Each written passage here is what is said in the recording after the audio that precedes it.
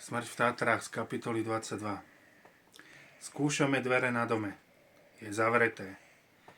Je také lákavé skúsiť sa dostať dnu. Vo filmoch sme to videli už toľkokrát. Hľadáme kľúči, kde sa dá.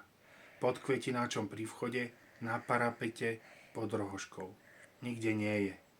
Vedľa dverí je zasklený gánok. Skúšam okná na ňom.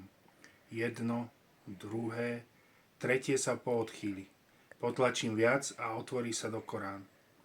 Evidentne nefunguje západka. Šup a sme dnu. Pomaly prechádzame prednou miestnosťou s postelou do zadnej miestnosti.